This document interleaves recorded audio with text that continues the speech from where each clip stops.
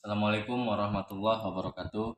Di sini kami dari kelompok 3 akan mengerjakan atau menunjukkan tugas berupa video yang mana tugas ini mencakup tuntutan tugas dari mata kuliah Pendidikan Kewarganegaraan yang diampu oleh Ibu dosen Dr. Anda Nurliani Manurung MPD.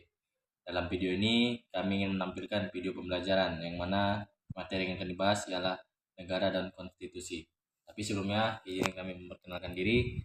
Di sini eh, kami beranggotakan dua orang. Yang pertama itu ada saya sendiri, Hamudis Torus, dan teman saya, Witno Kadi.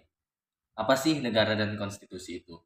Negara merupakan salah satu bentuk organisasi yang ada di dalam kehidupan masyarakat. Pada prinsipnya, setiap organ masyarakat menjadi anggota dari suatu negara dan harus tunduk pada kekuasaan negara karena organisasi negara sifatnya mencakup semua orang yang ada di wilayahnya dan kekuasaan negara berlaku bagi orang-orang tersebut. Konstitusi merupakan hukum dasar suatu negara. Setiap negara pasti memiliki konstitusi karena tanpa adanya konstitusi negara tidak mungkin terbentuk sebagai hukum dasar negara. Konstitusi berisi aturan dan ketentuan tentang hal-hal yang mendasar dalam kehidupan suatu negara. Jadi segala praktik-praktik dalam penyelenggaraan negara harus didasarkan pada konstitusi dan tidak boleh bertentangan dengan konstitusi tersebut. Konstitusi adalah norma sistem politik dan hukum berbentuk pada pemerintahan negara, biasanya dikodifikasi sebagai dokumen tertulis. Hukum ini tidak mengatur hal-hal yang terperinci, melainkan hanya menjabarkan prinsip-prinsip yang menjadi dasar bagi peraturan-peraturan lainnya. Yang kedua, berikut hal-hal mengenai negara dan konstitusi. Yang pertama ada pendahuluan. Negara merupakan salah satu bentuk organisasi yang ada di dalam kehidupan masyarakat. Pada prinsipnya, setiap warga masyarakat menjadi anggota dari suatu negara dan harus tunduk pada kekuasaan negara. Karena organisasi negara sifatnya mencakup semua orang yang ada di wilayahnya dan kekuasaan negara berlaku bagi orang-orang tersebut. Konstitusi adalah norma sistem politik dan hukum berbentuk pada pemerintahan negara, biasanya dikodifikasi sebagai dokumen tertulis. Hukum ini tidak mengatur hal-hal yang terperinci, melainkan hanya menjabarkan prinsip-prinsip yang menjadi dasar bagi peraturan-peraturan lainnya. Yang kedua, ada konsep negara. Aristoteles pada tahun 384 sampai 522 sebelum Masehi merumuskan negara dalam bukunya Politika yang disebut negara polis, yang saat itu masih dipahami dalam suatu wilayah terkecil. Dalam pengertian negara disebut negara hukum yang di dalamnya terdapat suatu warga negara yang ikut dalam permusyawaratan. Oleh karena itu, Aristoteles mengartikan keadilan merupakan syarat mutlak bagi terselenggaranya negara yang baik demi terwujudnya cita-cita seluruh warga negara. Yang ketiga, ada unsur negara. Terdapat dua unsur negara pada pembahasan ini, yaitu ada unsur konstitusi, yang kedua unsur deklaratif. Yang keempat, teori terbentuknya negara. Terdapat tiga teori negara pada pembahasan ini, yaitu yang pertama ada hukum alam, yang kedua ketuhanan, yang ketiga perjanjian masyarakat. Yang kelima ada sifat negara. Menurut Budiarjo ada tiga sifatnya, yaitu sifat memaksa, dua sifat memonopoli, tiga sifat mencakup semua. 6. Tujuan dan fungsi negara. Tujuan negara dikemukakan oleh F. Iswarja bahwa tujuan tanpa fungsi adalah steril dan fungsi tanpa tujuan adalah mustahil. Tujuan menunjuk pada ide-ide, cita-cita, sedangkan fungsi menunjuk pada aplikasi dan dari cita-cita dalam kenyataan. Fungsi negara menurut Max Iver menyatakan bahwa fungsi negara yang pertama adalah memelihara keterlibatan. Keterlibatan dipelihara dalam perlindungan dan konservasi serta perkembangan karena pengurangan perubahan zaman dan kemajuan teknologi. Maka fungsi negara yang tetap dilaksanakan oleh semua negara adalah fungsi kepolisian dan penyelenggaraan keadilan. Namun sejalan dengan itu lahir pula fungsi kelurahan, fungsi kesejahteraan umum, dan fungsi dalam bidang perekonomian. Oke, mungkin materi selanjutnya akan disampaikan oleh teman saya yaitu Witno Kadi. Oke, baik. Di sini saya akan melanjutkan video pembelajaran yang akan kami tampilkan. Oke, saya lanjut yang ketujuh, yaitu pengertian konstitusi. Konstitusi berasal dari bahasa Prancis atau constituer, yang berarti membentuk. Pemakaian istilah konstitusi yang dimaksud adalah pembentukan suatu negara atau penyusunan dan menyatakan aturan suatu negara atau menurut Srijanti et al. 2008. Lukman Aman Suwati atau Khaidir 7 menjelaskan istilah konstitusi dalam bahasa Indonesia berpandangan dengan kata constitution dalam bahasa Inggris, constitu bahasa Belanda, Verfassung dalam bahasa Jerman, constitution bahasa Latin, fundamental laws itu bahasa Amerika Serikat. Yang kedelapan, itu ada kedudukan konstitusi. Itu ada dua. Yang A, konstitusi sebagai hukum dasar karena ia berisi aturan dan ketentuan tentang hal-hal yang mendasar dalam kehidupan suatu negara.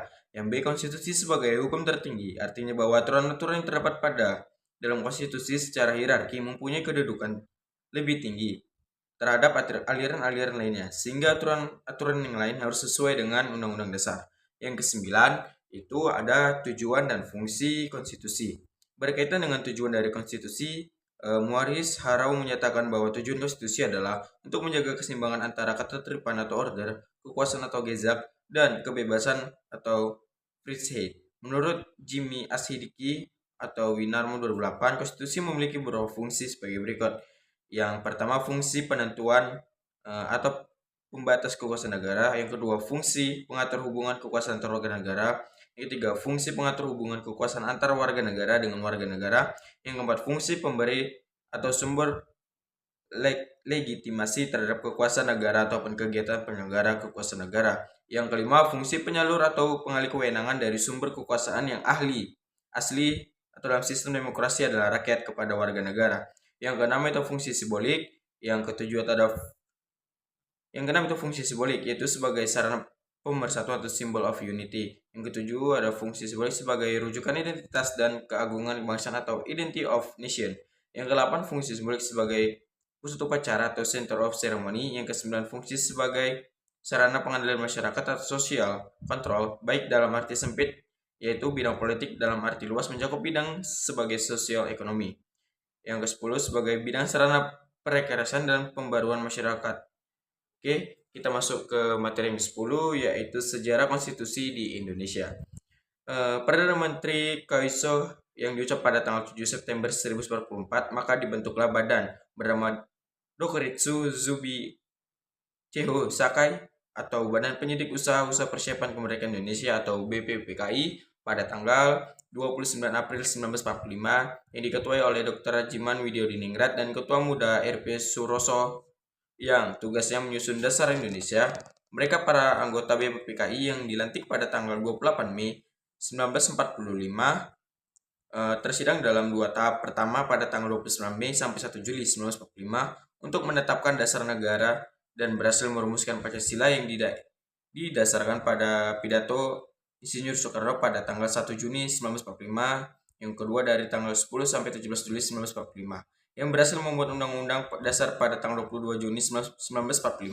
Diadakan pertemuan antara gabungan paham kebangsaan dan golongan agama yang mempersoalkan hubungan antara agama dan negara. Dengan rapat tersebut dibentuk Panitia 9 yang terdiri dari Dr. Muhammad Hatta, Mr. A. Subarjo, Mr. A. Maramis, Insinyur Soekarno, Kiai Haji Abdul Kahar Muzakir, Kiai Haji Wahid Hashim, Abi Kuso, Agus Salim, dan Mr. Muhammad Yamin. Panitia ke-9 berhasil membuat rancangan preambul pembukaan hukum dasar yang oleh Mr. Muhammad Yamin disebut dengan istilah Piagam Jakarta Charter. Yang ke-11 yaitu amandemen atau perubahan Undang-Undang Negara Republik Indonesia tahun 1945. Amandemen dalam bahasa Inggris amandemen yang artinya perubahan, mengamankan artinya perubahan atau mengadakan perubahan yang dimana terjadi hak parlemen untuk mengubah atau mengusulkan perubahan rancangan Undang-Undang Dasar menurut Taufik Kurahman Syari Winarno 2007. Istilah perubahan konstitusi itu sendiri mencakup dua pengertian, yaitu amandemen konstitusi atau constitutional amendment dan pembaruan konstitusi, yaitu constitutional reform. Dalam hal amandemen konstitusi, perubahan dengan konstitusi aslinya masih terkait nilai-nilai lama. Dalam konstitusi asli masih tetap ada kaitannya dengan masalah mengapa perlu dilakukan amandemen Undang-Undang Dasar 1945. Karena kehidupan manusia yang senantiasa berubah, baik perubahan internal masyarakat seperti pemikiran, kebutuhan hidup, kemampuan diri, maupun kehidupan eksternal masyarakat seperti lingkungan hidup yang berubah dan berhubungan dengan masyarakat lain. Oleh karena itu, konstitusi sebagai landasan kehidupan bernegara harus senantiasa menyesuaikan dengan perkembangan dan tuntutan yang terjadi di masyarakat. Oke, baik, sekianlah video pembelajaran dari kelompok 3. Mohon maaf apabila ada kata-kata kami yang salah atau pengucapan kami yang kurang benar. Kami dari kelompok 3 mengundurkan diri. Wassalamualaikum warahmatullahi wabarakatuh.